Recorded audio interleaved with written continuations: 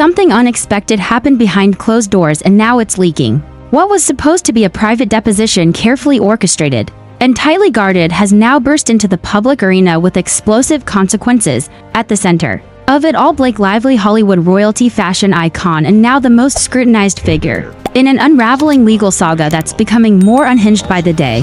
This wasn't just another day in court. This was the moment everything shifted. Blake Lively didn't just show up to her deposition, she arrived with a full entourage. 8 lawyers, her sister, her husband Ryan Reynolds, and a strategy that screamed control and calculation. But inside that room something cracked. Whether it was the pressure, the questions, or the presence of Justin Baldoni and Jamie Heath, something didn't go according to plan. And now for the first time we're getting a glimpse of what went down. Behind those polished legal walls, court filings are surfacing, text messages are being unsealed, and the story being revealed doesn't fit the one Blake Lively's team has been trying to sell for months. In a surprising and frankly baffling move, Blake's own lawyers submitted a batch of text messages to the court that do not portray her in a favorable light. These weren't leaked by the press or uncovered by opposition research. These came directly from her legal team, and they tell a story of creative overreach, behind-the-scenes control, and internal skepticism from the very people she worked with on set. Even more shocking, these messages suggest that Blake didn't just control her own scenes. She had final say over scenes involving other characters, including younger versions of her own character and flashbacks. Editors and producers expressed frustration. Some were confused. Others, like Rob Sullivan, openly questioned why she had this level of authority. But that's just the beginning. Blake's legal team has also made some startling strategic moves, subpoenaing content creators, trying to paint her opposition's lawyer as a glorified PR agent, and pushing for privileged legal communications to be exposed. They're not just playing legal hardball, they're doing it in front of the entire world, with every motion dissected online, in court, and in the press. And now the media tide is shifting. Business Insider has gone from silence to scrutiny. Fans are questioning the inconsistencies, legal analysts are calling out overreach, and the once carefully curated public image of Blake Lively is beginning to show real cracks. What we're witnessing isn't just a lawsuit, it's a full-blown credibility crisis playing out in real time. So what really happened in that deposition room? Why is Blake Lively's own legal team handing over damaging evidence, and is this case spiraling into something far more damaging than anyone expected? Let's get into it, because what you're about to hear might change everything you thought you knew about Blake Lively's legal battle. The legal tension between Blake Lively and Justin Baldoni is no longer just a behind-the-scenes issue, it's evolving into one of the most talked about courtroom dramas in Hollywood right now. And while many thought the initial lawsuit would fade away quietly, what's unfolded in the last week has taken the case into completely new territory. Everything seemed to accelerate after the recent deposition involving Blake Lively, a moment that was expected to be carefully managed but instead became a turning point in the public narrative. What was supposed to be a closed-door legal formality ended up generating leaks, headlines, and even doubts about whether Blake's own team is still fully in control of the situation. So what exactly happened on that pivotal day? Sources confirm that Blake Lively arrived for her deposition at the AXA building in New York, which houses the offices of her legal representatives. Not only was the location specially chosen, approved by the judge as a favor to Blake, but she came surrounded by a large legal team. Reports say she brought 8 attorneys with her alongside her sister Robin and husband Ryan Reynolds. While Robin and Ryan didn't enter the deposition room, their presence outside the door was enough to show that Blake was treating this like a high-stakes event. Inside the room, things were tense. Present were Justin Baldoni and his producing partner Jamie Heath. For Blake, sitting face-to-face with them for hours while being questioned must have been incredibly stressful, and that pressure seems to have cracked the surface. According to early reports, not everything went smoothly. While no cameras were allowed and full transcripts haven't been made public, yet a few lines from one of the legal filings have made it out, and they are already sparking analysis from observers and legal analysts alike. One detail that immediately caught attention: Blake's legal team submitted an official letter to the court, which indirectly referenced part of her testimony. According to that document, Blake Lively admitted during questioning that the only ongoing smear campaign she was personally aware of involved content that countered her own claims, essentially suggesting that Baldoni defending himself with evidence amounted to an attack on her. That framing has caused quite a stir. For many, this is an attempt to recast Baldoni's legal defense presented through interviews and filings as a personal vendetta. In effect, her team appears to be arguing that pushing back with proof is the equivalent of defamation, but the story doesn't stop there. What really stunned the legal and entertainment community was the unexpected blunder made by Blake's own lawyers. In their attempt to justify their efforts to subpoena Rob Sullivan, the editor of the film It Ends With Us, they submitted text messages to the court that paint a very different picture than what they likely intended. These messages, apparently shared to prove Sullivan's relevance to the case, instead ended up highlighting concerns among the production team about Blake Lively's control over the film. Names like Henny Graysuna and Rob Sullivan appear in the text chain, all seemingly puzzled by Blake's unusually high level of control, particularly over intimate scenes, even those involving the younger version of her character. In one of the most telling messages, someone writes, "Honestly, it's all about control, so she could get to where she will be next week, all good." The editor Rob Sullivan responds simply with "shaking my head." These messages appear to confirm that multiple people working on the film were uneasy with how much authority Blake had taken over the project, including the portrayal of her character and flashback scenes, despite not being the writer or sole producer. And perhaps most baffling of all, these messages were handed to the court voluntarily by Blake's legal team. The filing even notes that Baldoni's team was fine with these messages being publicly released as long as private phone numbers were redacted. The implication being they saw no need to block their release because the texts actually support Baldoni's position. It's a stunning strategic misstep. What was likely intended to strengthen Blake's credibility may end up bolstering Baldoni's claim that she overstepped her role exerting influence that wasn't warranted by her job description or agreed upon creative boundaries. So now the case isn't just about legal claims. It's become a broader issue about control perception and how influence behind the scenes can shape a public narrative. The courtroom may be the battleground, but the court of public opinion is just as engaged and increasingly skeptical. While the first deposition created ripple effects throughout Hollywood and social media, what followed has been nothing short of dramatic. Blake Lively's legal team, rather than retreating or softening their approach after the backlash over the released text messages, decided to escalate the situation. But their new legal filings are raising even more eyebrows and may be doing more harm than good. At the center of this latest twist is their renewed attempt to subpoena Rob Sullivan, the editor of It Ends With Us, despite previous failed attempts to serve him directly. According to legal filings, process servers claimed they went to his residence, saw that the lights and television were on, but he didn't answer the door. The filings include a request to allow the subpoena to be taped to Sullivan's door, an unusual move that shows just how desperate they are to get him to testify. But why the intense focus on Sullivan? Blake's legal team insists that his insight into post-production decisions is critical, especially regarding intimate scenes and Blake's level of influence over the film. They claim that understanding who made which decision and why is essential to refuting the narrative being built by Baldoni's team. However, critics argue that it's not just about the facts anymore. It's about optics, and right now the optics for Blake's camp are faltering. The irony is hard to ignore. Blake's own lawyers already submitted damning text messages where Sullivan and others appeared uncomfortable with how much control she had, so now insisting on subpoenaing him further seems less about gathering new information and more about damage control, or even intimidation. And it doesn't end there. In a separate and quite controversial legal filing, Blake's team is attempting something that's rarely seen in high-profile litigation. They've submitted a letter arguing that Brian Friedman, Baldoni's attorney, should not be granted full attorney-client privilege protections. Their reasoning that Friedman has acted more like a public relations agent than a traditional lawyer. Their evidence includes multiple media appearances by Friedman, including interviews on high-profile platforms. Blake's team points out that these interviews involved him discussing the case publicly, potentially influencing public opinion.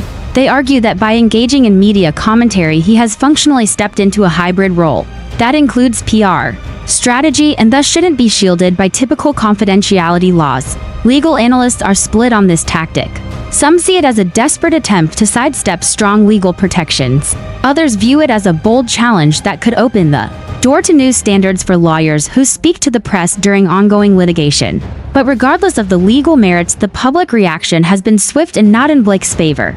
Viewers and fans have pointed out that Blake's own team has also made public appearances and interviews. Her co-counsel Michael Gottlieb did a televised CNN interview which makes it difficult for them to argue that only Friedman engaged in PR-style behavior. The double standard is glaring.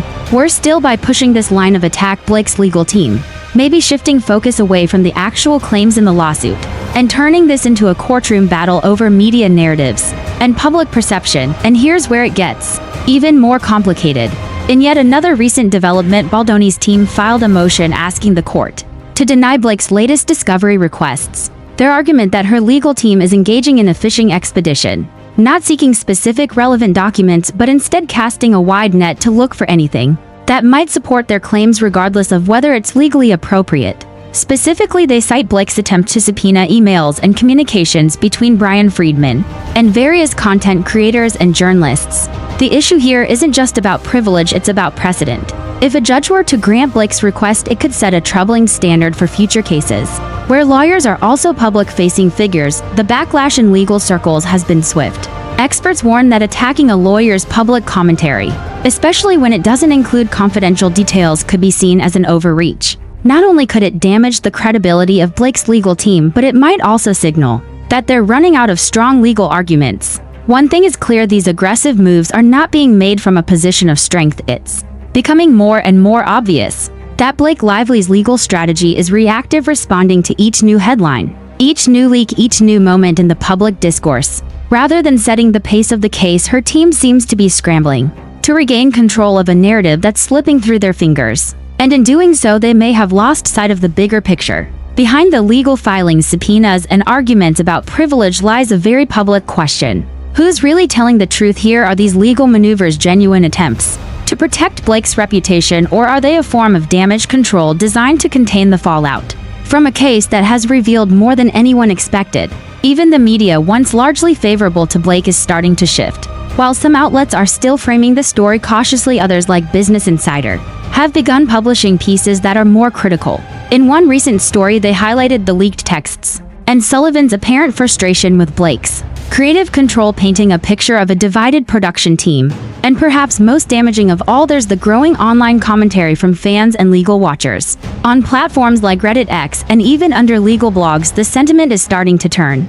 Once considered a victim in this legal dispute, Blake is now being viewed by many as a powerful figure attempting to silence criticism, not through facts but through legal muscle. Of course, none of this means that her case is without merit.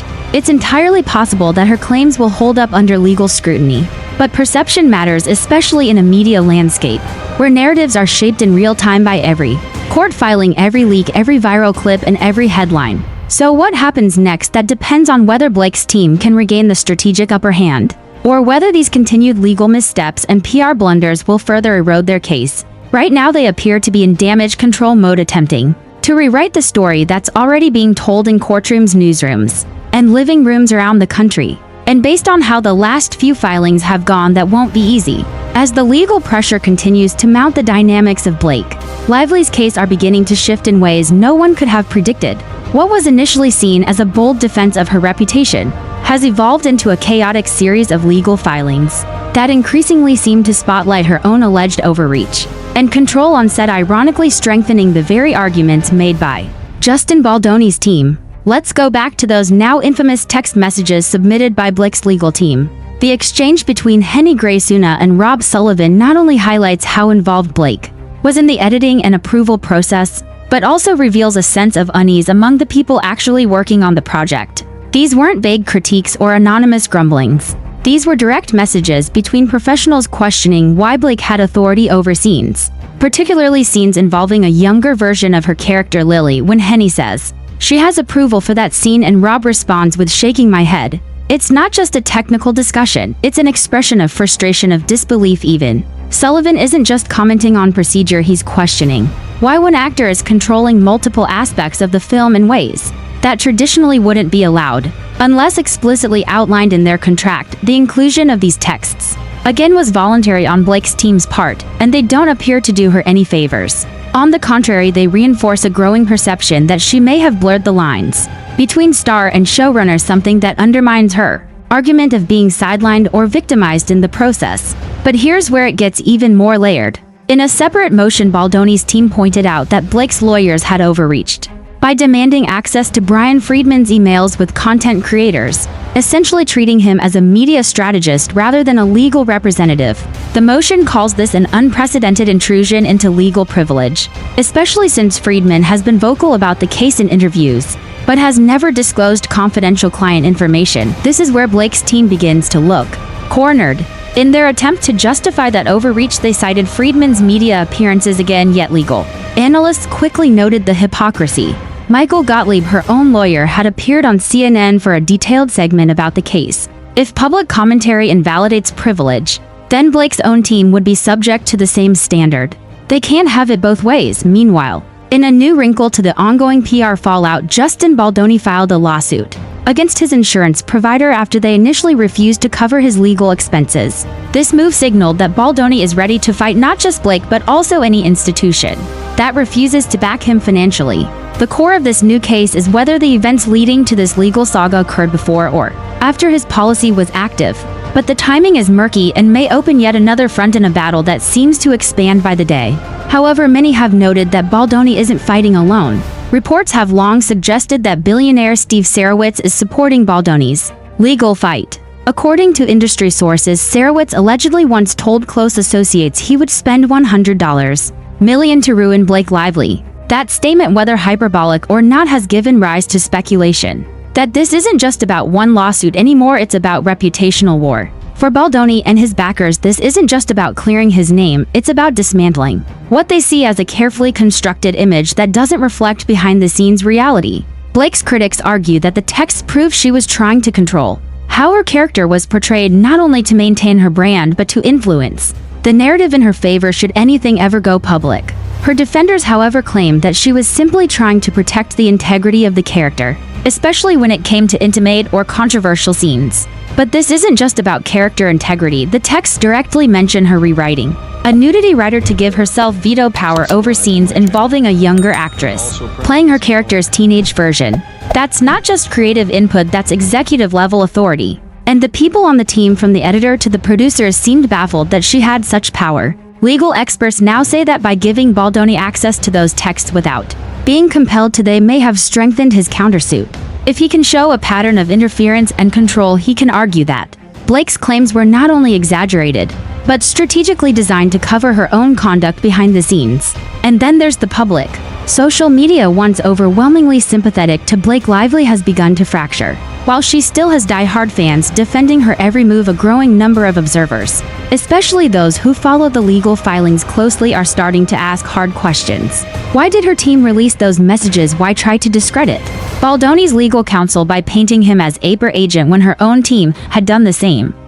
Why go after content creators and journalists with subpoenas only to withdraw them days later? Citing lack of evidence in one particularly telling court filing, Blake's team admitted they were unable to uncover substantial correspondence between Brian Friedman and the content creators they had tried to subpoena. In simpler terms, they went looking for a conspiracy and found nothing. Instead of conceding gracefully, they pivoted again, now targeting Friedman's own office communications, in what legal experts are calling a backdoor strategy to uncover what they couldn't find through normal discovery channels. At this point, the perception is no longer about who is right or wrong, it's about who's playing fair. And the optics are increasingly unfavorable to Blake's side. Even mainstream media outlets that were previously neutral or quiet on the issue have begun to shift tone. In a recent story, Business Insider published critical analysis of the text messages, spotlighting the quote from Sullivan and the reference to Blake's control. For many, this was the moment when the tide officially turned. So where does this leave the case? It's messy. The court hasn't ruled yet on whether to force Friedman to turn over communications. The subpoenas against content creators like Andy Sr., Candace Owens, and Paris Hilton are still drawing backlash, especially since they appeared on a list that many say was improperly obtained. And Blake herself remains mostly silent outside the courtroom. While her team issues statements and files motions, she has yet to offer a comprehensive public explanation of her actions or address the leaked texts. That silence in the face of mounting evidence and criticism may be costing her. As the next court date looms, the stakes have never been higher. If Judge Lyman rules in favor of Baldoni on even one of the pending motions, it could open the door to more damaging evidence, possibly even additional depositions. Sources close to the case say that if all the evidence isn't submitted from the first sit-down, Blake may have to return for another deposition. That could lead to even more leaks, more public scrutiny, and more opportunities for her legal strategy to be tested under fire. In short, the cracks are showing. What began as a tightly controlled legal and PR effort has started to unravel. Whether Blake Lively can regain control of the narrative or whether it's too late remains to be seen. What began as a calculated legal maneuver to protect a Hollywood image has now spiraled into something far more chaotic, unpredictable, and damaging. Blake Lively entered this lawsuit with the backing of a powerful legal team, a globally admired public persona, and what seemed to be a well-oiled PR machine. But now, weeks after the deposition, with filings stacking up and damaging text messages hitting the public record, the landscape has shifted completely. We've seen the strategy, the optics, the power moves, and the missteps. We've seen how her own lawyers voluntarily submitted evidence that casts doubt on the narrative of victimhood she's leaned on. We've seen the subpoena threats against journalists and content creators, many of which were later walked back after failing to yield useful evidence. And perhaps most revealing of all, we've seen a growing rift between Blake Lively's carefully curated image and the emerging reality of control, backstage maneuvering, and aggressive legal overreach.